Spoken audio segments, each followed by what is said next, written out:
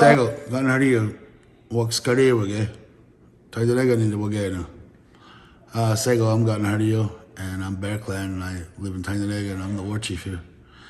And I just wanted to give an update about what's happening in Wet'suwet'en territory and in Mohawk territory.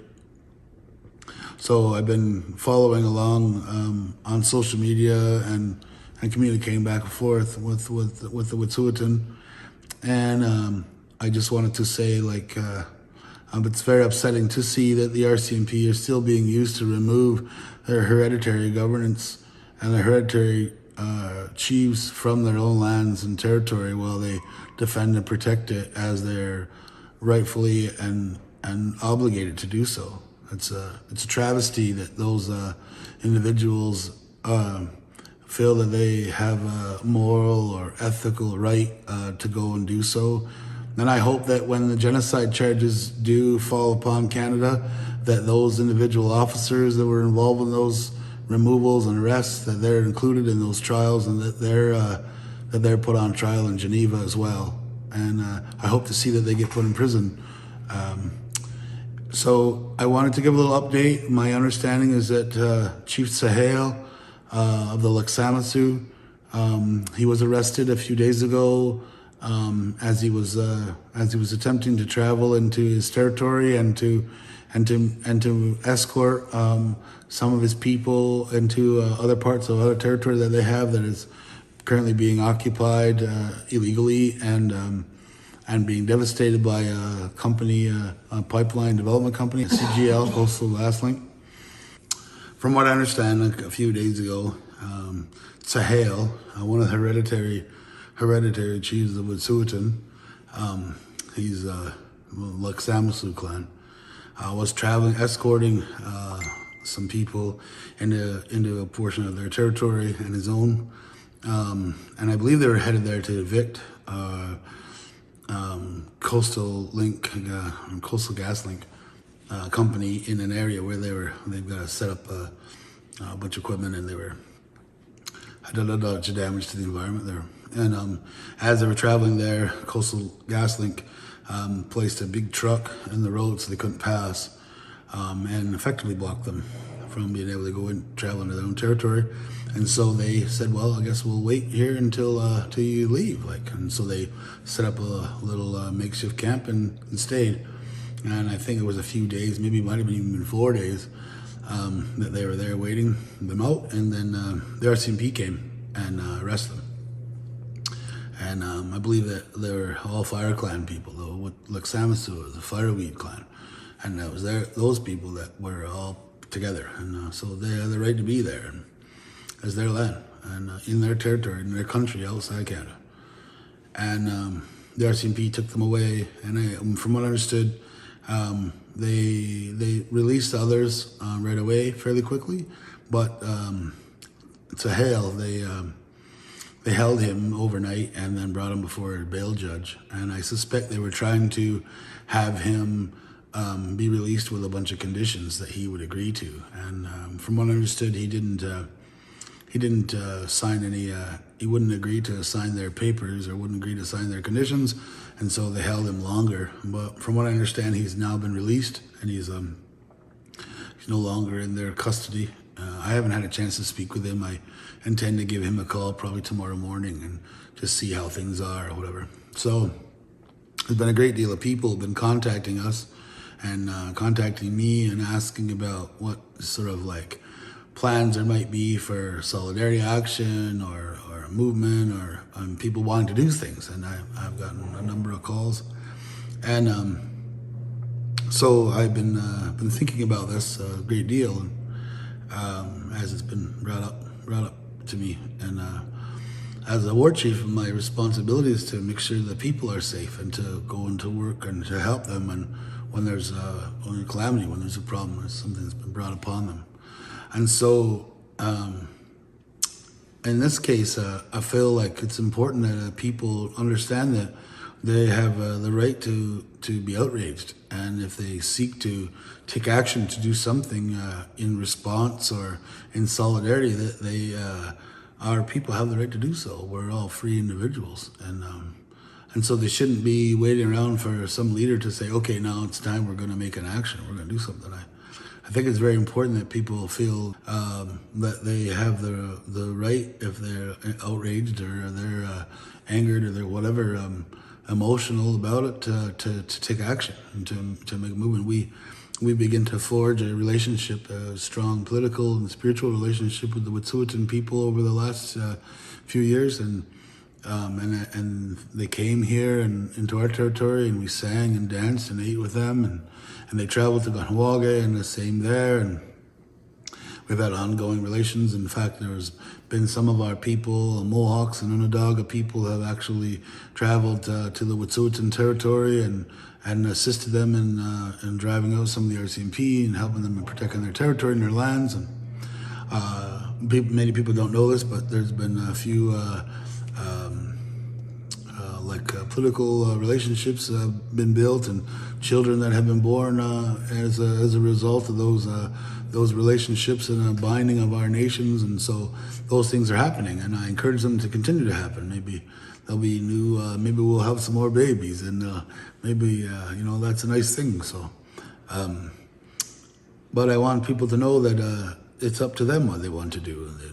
They want to take action. And I'm very impressed and very proud of the Wet'suwet'en, and particularly the Laksamasu and their choice to evict that invading company in their territory, and the way in which they handled the evictions by giving them the opportunity to remove their equipment and to leave. And they don't have a responsibility to do that. They didn't have to. They could just simply said, "You're done today," right? But they didn't. They gave them opportunity, and they gave them opportunity to leave on their own accord. And then they took the steps to decommission some of the equipment, and so to show that they're serious, and also to seize some of that. And it makes sense to me to seize equipment of high value when there's been so much damage done to their lands. There needs to be some sort of, I think, compensation, but also an opportunity to use that equipment to help to repair some of the damage that was done by that company, right? So it's reasonable.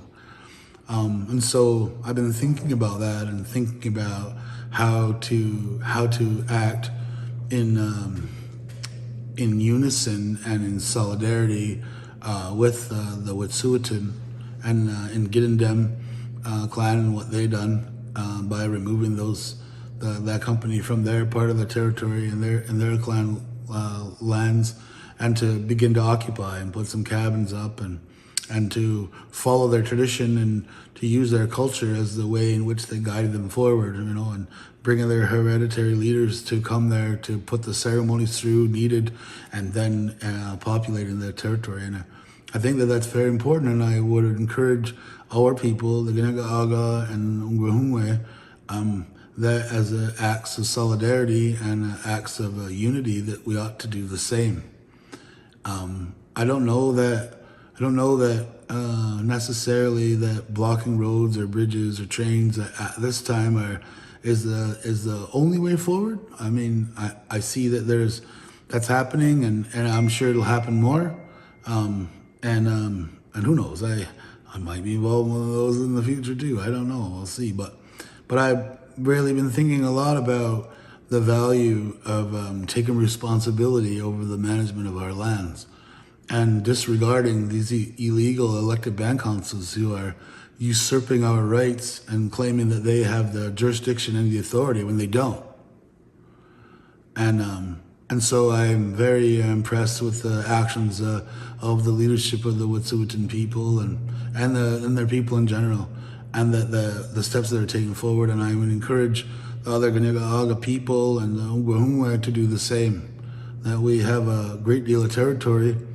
There's the territory within the Haldeman deed and the territory within the Simcoe deed, but there's also all the territory within the 1701, and all the territory that is within the dish with one spoon. And we should be looking at those lands and taking our responsibility and our clan responsibilities to occupy and to step in where corporations and where development, whether it's mining or logging or whatever it is harming the land or not allowing our people to have access. And I encourage that we take our solidarity in that manner and we follow their lead and we kick out the corporations and we seize the equipment and we occupy our lands as our way to stand beside them. And so maybe that starts with, so I've been thinking about how to do that, what kind of ideas, and I've been talking to people and I've heard some very interesting things. There are some people who are leasing or purchasing with payment plans because our people are poor, of course, and you can't get a housing loan to put a house on your traditional territory in accordance to your traditional practice.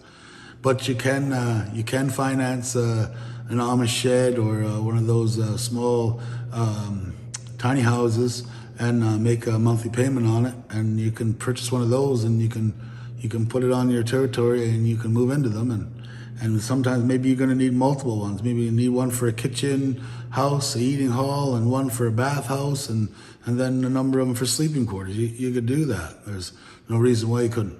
And I know that that's being done elsewhere, and even in some of our territories, some of our people are doing that, and I think that's a viable way of moving forward. And I also, I've been thinking about it, and I heard people talking that maybe it would be viable or useful to kick out the Canadian government buildings that are being occupied within our territory that are illegally there. Maybe it's the post office, and maybe it's the municipal offices, and maybe it's Service Ontario, these sort of things, where there's people that are going there and working on behalf of the federal or provincial government within our territory, within the land claim areas, where they don't own the land, and we need to have a transparency, and we need to have a fairness of returning, and maybe there's a way forward. If they're not going to treat us well and they're going to find ways to get injunctions and to use the colonial state apparatuses to continue colonization against us while they claim for reconciliation, that maybe people would be inclined to go and evict those workers from those offices and shut those buildings down and no longer allow the Canadian federal or provincial governments to operate their rackets within our lands. That might be a very effective tool as a response to what's happening, where they're invading in other people's lands that they don't have the right to be there because they don't have any agreements with them, treaty with them, like what's happening with the Wet'suwet'en and the Gidendem and the unceded in the Wet'suwet'en territory.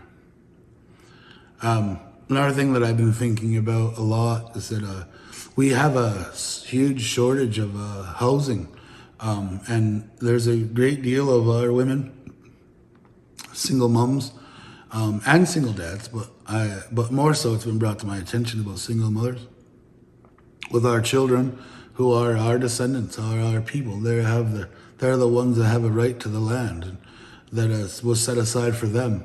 They're not even able to live within our people's structure, our access to our cultural practice and so on, because they're out there having to live in housing projects and in apartment buildings off our territories, but without access to our cultural practices. And part of our culture is to live in villages, because we are a communal people, and we live in groups. And so when someone can't live in our community because there's no housing, or because all the land's been usurped by the band council and they're not allowing people to have access to it, and that's what's happening in our territory. The band councils at Six Nations and at Kanenhariyo have been actively working at acquiring lands and then not releasing them to have people have access to put up homes and to use them. So we got many people that are having to live in the towns around us and not have a community to live within. And so I would encourage that people consider the eviction of places where settlers or squatters are on our lands and claiming that they have deeds, but in fact that's all land claimed and it was illegal in the first place. And I encourage that people think about working together in groups and evict in areas so that a number of people can move into a region or into an area and then create small communities for yourselves and to practice our cultures within them. Don't look at these as an opportunity to see what you can get, but rather an opportunity to see what you can do, what you can achieve, what you can grow together with others, and look for ways to be positive and to be rebuilding and repairing the damage that was caused to us by our genocide through the Indian Act and through the residential schools and the Indian day schools. This is what I've been thinking about. I know that it's we're the kind of people that have a tendency to want to do things that we have done in the past. They seem familiar or they're normal to us, so maybe we'll go out and always go and close the same train, or maybe we'll all go out and we'll always go and stop the same highway. But we need to be creative, and we need to be always moving forward and in doing things in a manner that is positive and is a benefit to our allies, but is also a benefit to ourselves.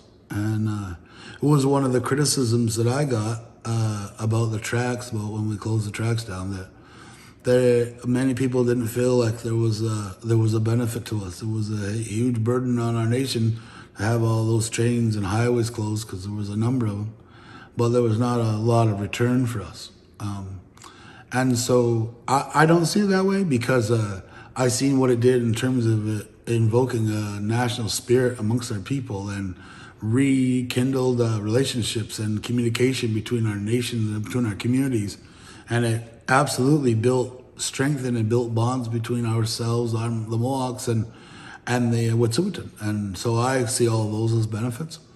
But I also recognize that there were many who sort of felt like there was a huge burden, but we didn't get a lot in return other than a whole bunch of charges. And we're continuing to have to finance and pay for the lawyers and pay that. And in fact, we have a Facebook page that's operating, and people can make donations to that Facebook page, and there'll be a link in the description below where you can click and you can make donations to our ongoing financial struggle to pay the lawyers and to move the fight forward.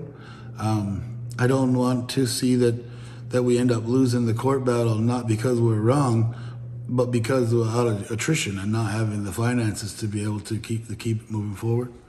A lot of people have a negative attitude towards the lawyers. They're like, oh, they're just, bloodthirsty vampires trying to make what they can.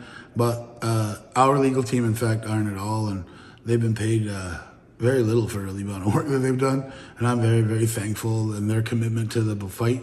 But I also know that they need to eat too, and their bills got to get paid too, just like everybody else's. And so that requires a contribution. And so I don't think about them that way. This isn't a get rich scheme at all. They've been working very hard for very little that we were able to muster. And so I would really appreciate people to remember that that fight's still going on for us. I think that most of the charges across the country of the 300 and some road and train blockades that happened during that month in February, that most of those were dropped. Those charges were dropped, and we're one of the last of the people that are still fighting those charges, and me in particular. In fact, I was told, the lawyer told me that the Crown's really just seeking to get me. So it may end up being that they drop all the charges and I'm the only one that ends up with them. I don't know, but I'm not really concerned about those charges because I'm proud of myself for what happened there, and I don't need to be ashamed about it at all. And I encourage others, those of you who wish to take action or to make movements or to do things, if you're going to go to the Wet'suwet'en territory to support them, you go there in a manner that is representing your people, whether you're from my nation or from another, and you go there with respect, and you go there and follow their laws in their land.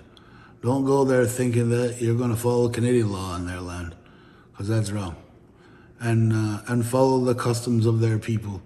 I have had the luxury and the wonderful opportunity to travel in their land and to sit with them and to meet with their hereditary leaders and to eat with them. And in fact, Sahal, when the hereditary chief that got arrested the other day, him and I we sat and we ate salmon soup together, and I had a great deal of respect for him and the way he conducts himself, and it bothered me when I heard about what they did to him. He's a man of great integrity. So, anyways, that's a little update about that and my thinking about how to be supportive. And so I encourage you to be creative. And I encourage all the young people and old people, if you're going to take actions and do stuff, just go for it, do it. And you don't need to get a permission because it's our territory together and we're all the same height. And a lot of people have been looking at me like, what are we going to do? What are we going to do? And I'm going to be helpful in any way I can. And I'm going to take direction from what the people are asking me to do and what the direction in which they're taking. And they're going to be the ones that'll take the lead. And I'll come along and help as best that I'm able. So that's a full update today about the Wet'suwet'en and about solidarity and about action. I don't encourage activism. I don't encourage protesting. I think that that's foolish, and I'm not a protester, and I don't believe in that. So I just want that to be very, very well known. And when the media comes and accuses you of being a protester, correct them. They're doing it on purpose because they're calling you that because it lowers the value of what you're doing. And it also puts you in a block of rules and laws that fit within the Canadian context. And they say, well, this is a legal protest, or this is these are certain rules that you got to follow. And but you're not doing that. You're taking management and responsibility, and you're warriors, and that's okay to be a warrior. You don't need to call yourself something else. There was a time when there was a great deal of effort put into discredit calling yourself a warrior or being a warrior society, and I believe that many of the people that were a part of that discrediting campaign were paid, or they were afraid, and so they wanted to discredit that because they didn't like the change. They were comfortable with the Indian Act, or they wanted our traditional culture to be a religion and not be a full governance structure. And that's too bad. That's not how it's going to go. So those people that wanted that, they're out of luck. That's not how it is. And but it's okay to call yourself that, and it's okay to be that, and to embrace that, and to take that part as your identity, because it is. So have a good day. I look forward to seeing you again.